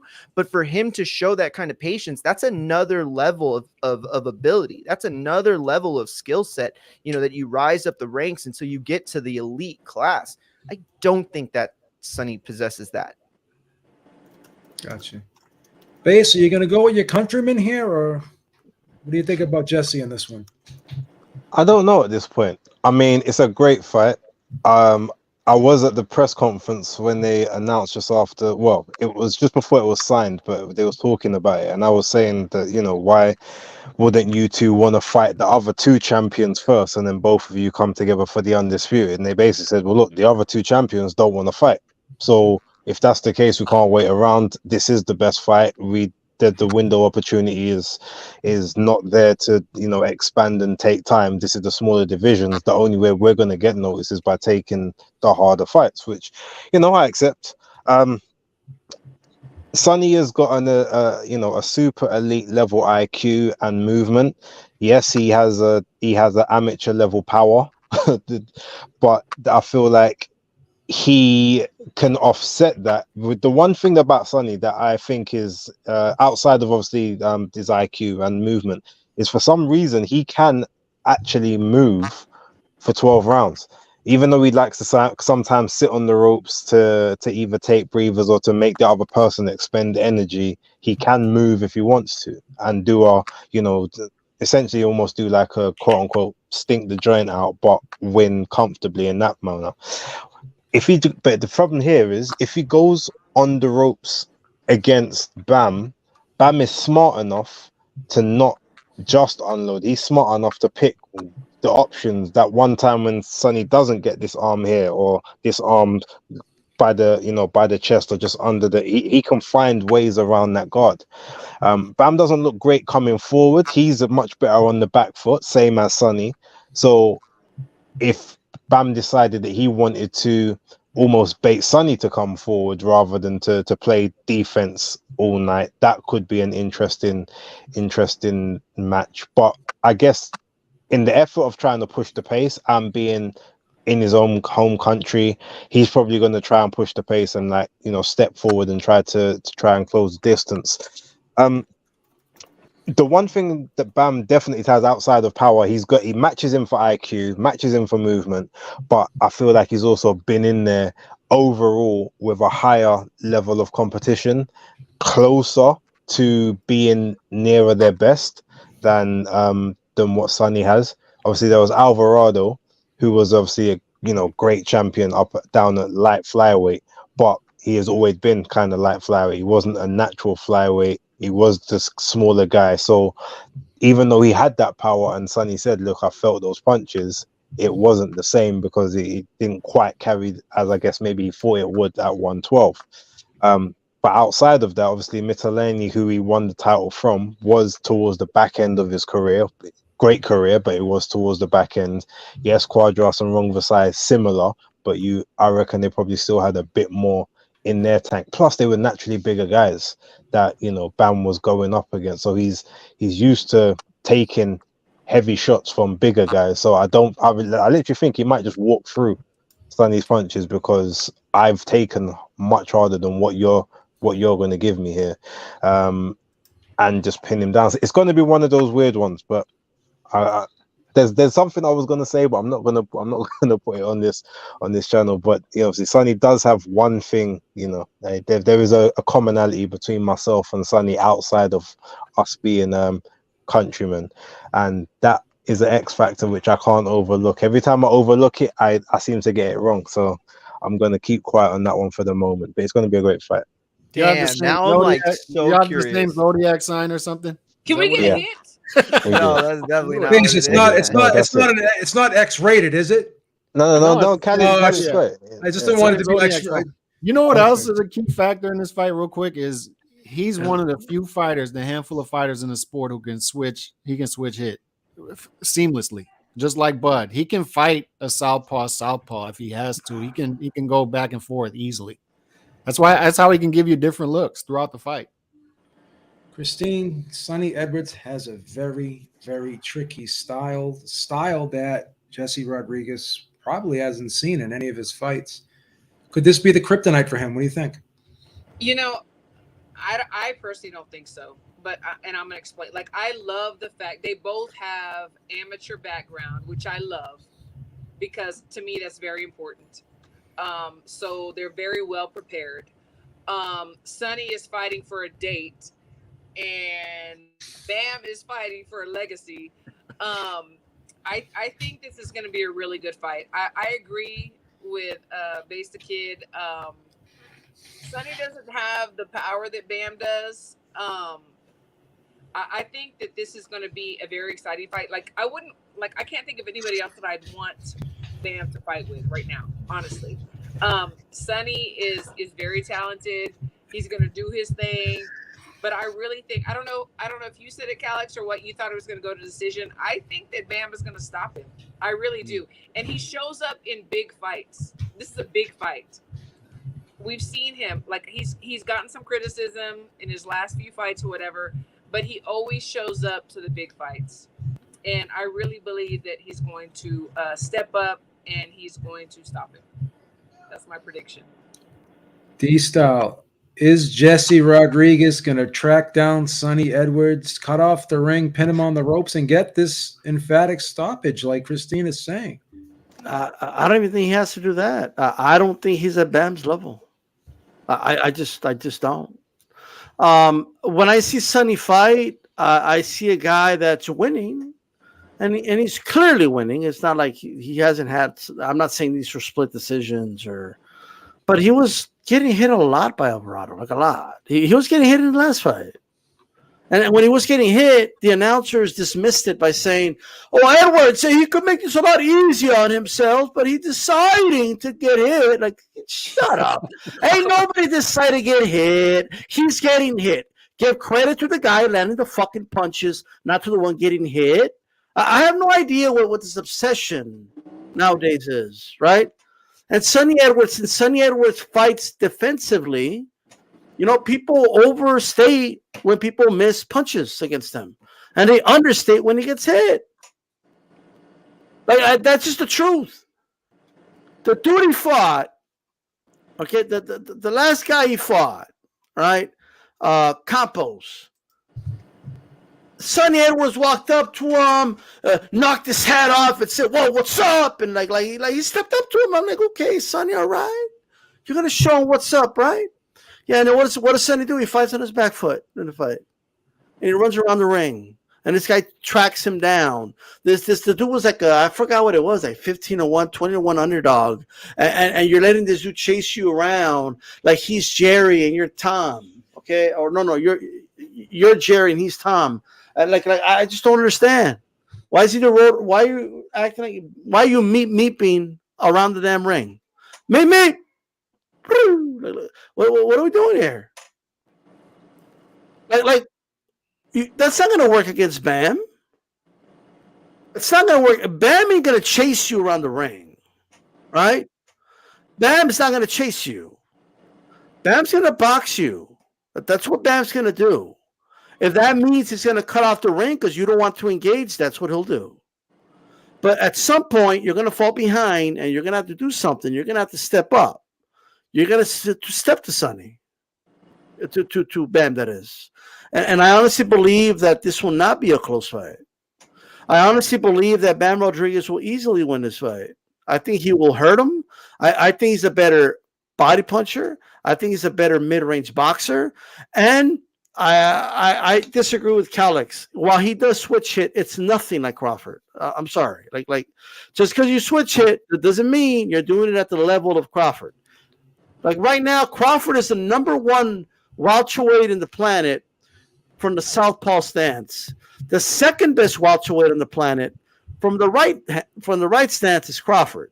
Okay, that's the second best welterweight in the world. That's Crawford as a righty. Right, that's pretty clever, right there. So what I'm saying is, Sonny would not be anywhere near 1 and 2 from both stances. What I will say is this: I'm not saying Bam's a bad fighter. What I'm saying is he don't got a shot in getting that day with Clarissa Shields. That ain't gonna happen. Okay, he ain't gonna. Why are you crushing the guy's dreams, man? I ain't crushing it. Bam's Jesus Christ. He could do better. Bam's gonna crush his dreams. Yeah, she'll console him. She could console him after the loss. He can't. Look, Bam's gonna walk through this dude. He's gonna walk through his punches. He's gonna walk through them. Right? And fighters that fight like Sonny Edwards get eaten alive by Robert Garcia fighters. They get eaten alive. Even Floyd Mayweather, who's one of the greatest defensive fighters we've ever seen, right? Robert had a game plan for him with Marcos Maidana. Okay, he knows how to fight defensive fighters, and he's going to know what to do with Sonny. It's going to happen. And I don't. Where are they fighting? Are they fighting in Shitfield, or where are they fighting? They're fighting in America, Arizona. Okay. Arizona. Oh, he's done. I'm sorry.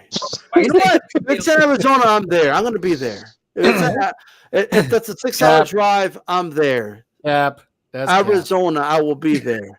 I'll be there. I've been to Arizona before. It wouldn't be the first time I'm in Arizona. Go, I might go if you're gonna go. I really hope. No, Mario, don't get your hopes up. He's capping. Like, I'm just saying, because I got to fly over there, so that's like a 14-hour drive for me. If it's Tucson. Last time this guy left El Paso, Jimmy Carter was president. Come on. Look, I actually been to Arizona for fights before, but here's the deal, okay? Shout out to Scott Hill. The dude got sick and he was in the ER the day I was going to meet the dude. I don't know what happened, but shout out to him. But I just want to make sure people understand it's going to be a pretty easy outing for, not easy, but a 1-10-2 type decision, and I'm very confident about it. You're going to jinx this fight. I also want to make it clear that I didn't say that Sonny Edwards is as great of a fighter, but as You didn't say that. You said he's just like he's a twin brother or something of Why just throw Calix Crawford. under the bus like that? Why you throw Calix under the bus like that, man? Just making an observation. That's what I heard. I came tonight to have a good time, and this guy's trying to start. Why are you attacking Calix for? What did he do to you? Hey, I just hope Sonny Edwards didn't listen to that, man, because he may pull out of the fight after listening to that. I mean, that was brutal. Oh, but that was brutal. For me now, I mean, that is not a good advertisement for this fight. That it's going to be like as one-sided as you're describing. He's always got to hate on. He's the last time he did this, Calix. He's always got to hate on Sheffield. No, I mispronounced Sheffield. That's all it was. He did it again.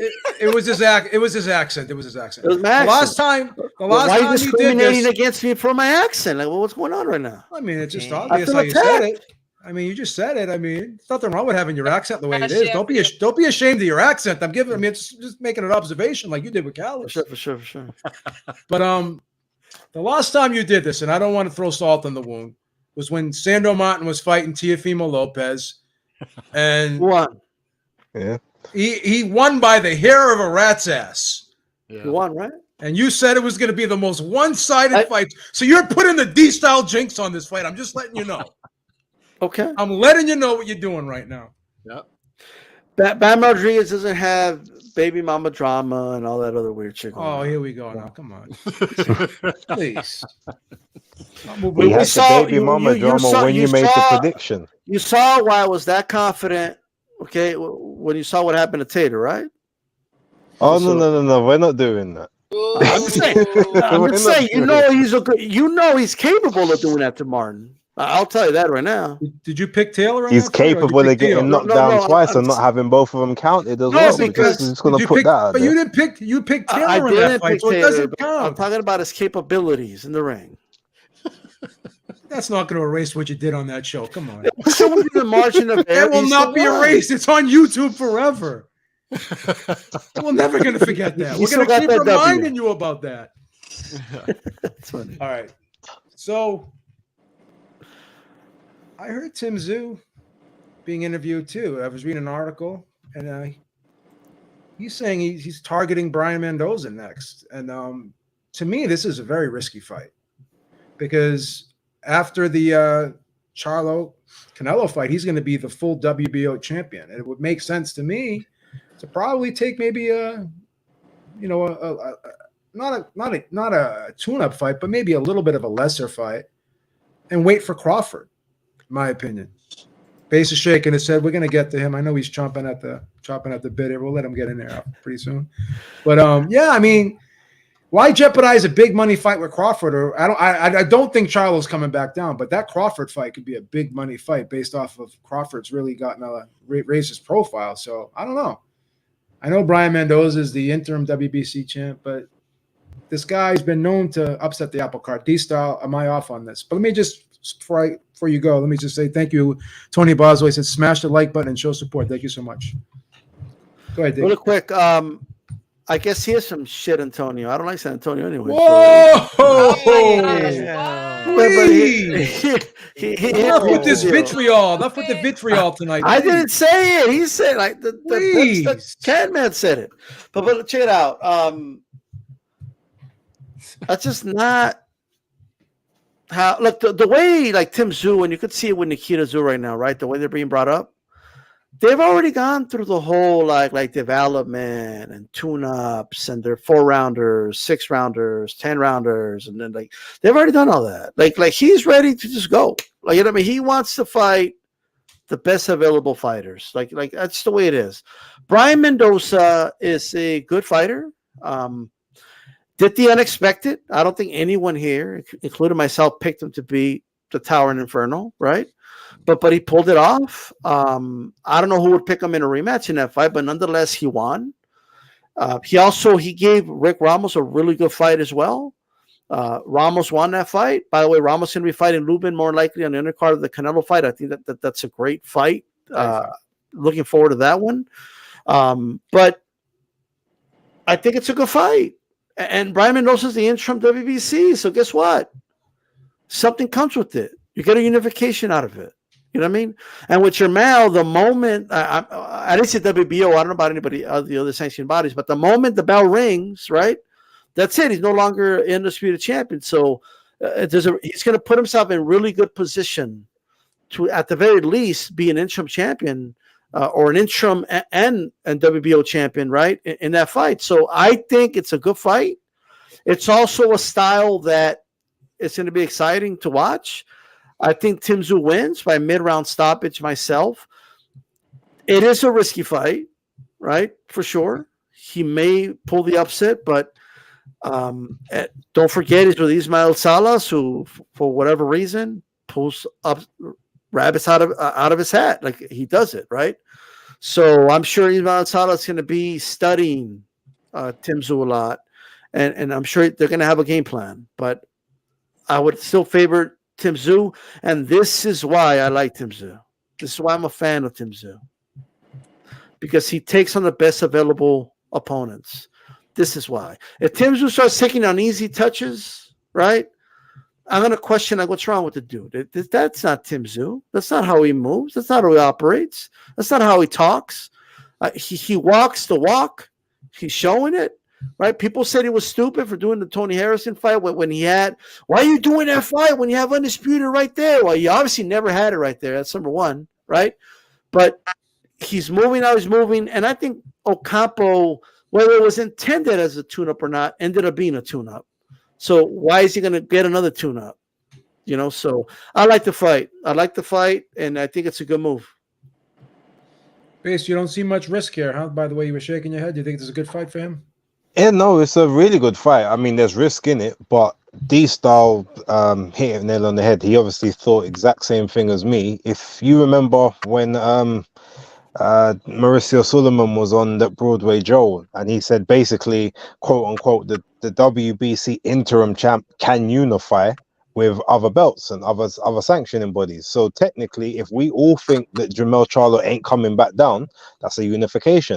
You're going to be a unified champion in the division. You're going to put you in much better bargaining power for a lot of other opportunities coming around.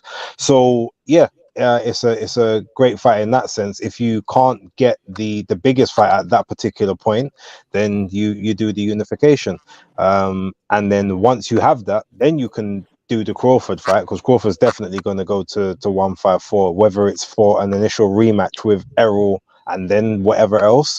He's already pretty much said he'd like 147's getting a bit hard to make. He's getting old. There's no reason for him to kill himself to make it. There's no one else there for him to fight, realistically. I mean, yeah, okay, you can fight Boots or whatever, but that doesn't really do anything more for your legacy. Your next legacy, your next move is to move up and become a 4-weight champion. And if you can get to undisputed, great. So yeah, it's as a pseudo or an interim unification at this point, soon to be a guaranteed title and then a potential title after that.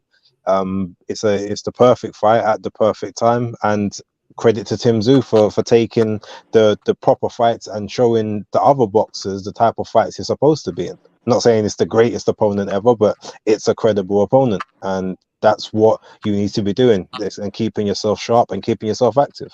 Big up. Tell me if you think this is possible. So if, say Tszyu goes the Mendoza route, do you think Crawford, because I don't think the Spencer match is going to happen. I really don't. Do you think this is kind of a plausible scenario? He'll fight Mendoza, Tszyu, and maybe Crawford fights Keith Thurman at 154. Do you think that could happen? It could do. It could do, but he might just wait for Tszyu to fight Mendoza and then fight Tszyu. Because Thurman, okay, there's a potential you could get a vacant belt on the line, but we don't know how long it's going to take before, the other belts get stripped. Yeah. So yes, but because of that, I mean, if we don't know how long, even if he fights Keith Thurman now and there's nothing on the line, it's not really worth it at that point. It might be more. It might make more sense for him just to wait for Tszyu and then fight it. Because Tszyu, one thing we know about Tszyu is he ain't out the ring 6-7 months at a time. If he can help it, he's in the ring every 3 to 4 months. So that fight happens in October. He could fight Crawford by February. So it's not that much of a time frame. So yeah, I'd take it that way personally. Gotcha. Do you like this fight, Christine? You think this is a good matchup for? I do. I think Tim has been looking really good lately. I'm a fan, definitely. But I like Mendoza too. I mean, his nickname in Spanish is the Bullet. Tim is aggressive. I think that I'm gonna pick Mendoza though in this fight. I think he can neutralize it. I know, right? I mean, he knocked out Fundora, right? And he's got Salas. Stop the cap. Don't do it. Don't jinx it, D-Style. Every time you do this, you jinx the fights. He's a please. great coach, and he is definitely studying Tim and everything that he's doing. Like, I totally agree with that. But yeah, I like this matchup. Like, I want to see what they're both really made of, and we're gonna see it when they fight each other. In my opinion, this is like the pinnacle. This is it right here, in my opinion. Calix, you like to gamble? Is Mendoza live here, brother? No. I think Tszyu runs through him. I think he runs through him. Wow. I'm not as high on Mendoza as other people. Look, Mendoza, he's got 2 10-rounders under his belt. He just started fresh into 12 rounders recently, to be honest. D-Style disagreed with me earlier, so I'm gonna hit him back. I'm gonna disagree with him here. I don't think the Ramos fight was competitive. I didn't think he looked good. Whoa, you guys are going at it tonight, baby. Wow. I thought it was a close fight. A nice little run. Rosario, the set up a celebrity match between you guys. Back to back, I get it, but I think he's going to be way over his head against Tim Tszyu. I think Tim Tszyu is going to box his ears off and eventually stop him. And I like what Tim Tszyu is doing. I like how he's conducting himself at this weight. He sees how the landscape is about to change. He's not very confident that Mel goes up to 168, then comes back down to 154 to fight him. I think he sees and Beeb, I'm going to disagree with you here. I think Crawford versus Spence happens next. I think there's a rematch. I'm listening to Derek James out there. He's saying we're doing a rematch and we're winning the rematch. So they're going to do the rematch. So he's looking at it. He said, line them up. I'm going to stay busy while these other guys do their thing. And eventually they're going to have to come to me because I'm marking my territory here. And I'm telling you, he's going to run through Mendoza. He's going to run through him. It's going to be an easy fight for him. Really quick to their listen. Really quick, because he's saying that they're going to do the rematch with Tower and Inferno. All I got to say, maybe you're right. Maybe that does happen. However, I don't think Al Heyman cares what Samson has to say. If Samson like, we're gonna do the rematch, but if Al Heyman's like, look, we already screwed this dude over by not making a Jermell fight. If he wants Mendoza, I'm gonna feed him Mendoza. I think they're gonna do it for him. I think Al Heyman's gonna land the plane for him. He's gonna give him that fight. That's how I think they see money in Tim Tszyu now because they know there's another market they can tap into. So I definitely think he's getting favorable treatment. Yeah, I'm just gonna say this, and I could be wrong here. If they were going to do that rematch with Fundora, they would have had that signed by now. It's been a long time. Facts. Usually, if they're going to do a rematch, it usually takes about a month to announce it and the new dates put out there. So, I'm not saying you're wrong, Larry, but I suspect you may be. That's all I'm saying. So, Mario, was that fight with Fundora Mendoza's Buster Douglas moment, and that's just going to be it for him? Are we overhyping him, or even am I overhyping him, or is Christine right? He could knock out Tim Tszyu. I don't think he's being overhyped by Christine or by anyone. I think that he is a very solid opponent. Okay, KO'd Rosario. Before that Fundora fight, okay? And I know a lot of people aren't, they shit on Rosario now, but that was like Mel's enhancement fight. Like that enhanced his career being on pay-per-view. Like that was like a big win for him at that time. A lot of people felt differently about him, and understandably so. But I think that it all boils down to Tszyu pushing himself, putting himself in a position where he's fighting the best available opponents. He's not going to get a Crawford fight. He's not going to get a Mel fight. It's not going to happen yet. I do agree with Beeb that I am a little doubtful of the Spence Crawford fight, despite the fact that we keep hearing from everyone that Spence is going ahead with the fight. But in the same interview that we're referencing with Espinosa, he also said that he wasn't sure if Spence's team is fully on board with it. He doesn't know if his advisors are, basically agreeing with the fact that that's the best route to take is the rematch. So if you look at it, and then you look at what Mel said on the Breakfast Club, if y'all caught it, he said, I think the best idea would be for Crawford to go to fight Tszyu, and then they're going to take the belt from him. And then that becomes a unification for the winner. Now, I don't think that Mel goes down to fight Tszyu. I do think that there is a chance he goes down to fight Crawford. I think it's all going to depend on how his body responds. I mean, everybody was so worried about him moving up 14 pounds. And then here they come to the face-off, and Mel's basically the same size. He's definitely taller. Like, you know what I mean? Like, I think all of that has been overblown. But the situation we have at hand is a fighter who's not, picking and choosing who he's going to fight so that he can keep the Crawford fight alive or the Mel fight alive or whatever. No, he's going out there and testing himself. And that is the best way to prepare yourself moving forward. I mean, we've seen so many guys over the years, that look like the goods, look like they had it all, but they never tested themselves. So when they were fighting these C-level, B- opponents, the moment they got to a B+, A-, A-level fighter, they got exposed because they were never growing, because they were never challenging themselves. Iron sharpens iron. Is that the same, right? Yeah. Or steel sharpens steel. Same thing. Exactly. So this is what this is. Tszyu is becoming a katana sword by fighting these types of fights. And I absolutely think that Brian Mendoza is a live dog in that fight. I cannot doubt that whatsoever. What's the bet slip look like? I think he ends up coming in like a 3-1, honestly.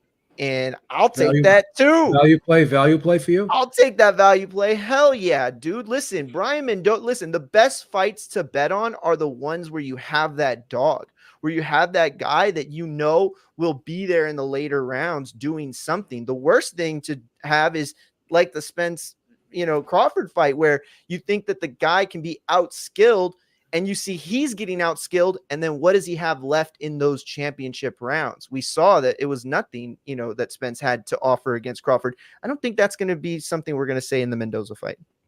Going to that Breakfast Club interview real quick, another interesting thing Jermell did say was when he was asked about Crawford was, he said, yeah, I mean, I would like that fight, but after this fight, let me see where I end up. Let me see where my body ends up. Let me see how I feel. He's already kind of hinting. He goes, I'll let my man take care of that rematch first and see what happens there. You know what I'm saying? Mm-hmm. He's already kind of like laying the groundwork for implying that he's not going back down to 154. And you know what, too? It's going to be a nice big payday for him. And he's been known to take breaks. He's coming off of a long layoff. He's going to get that payday. He's going to go on vacation. He may go away. He may be out for another year. And I don't think Crawford's going to wait for him. So we could Absolutely not.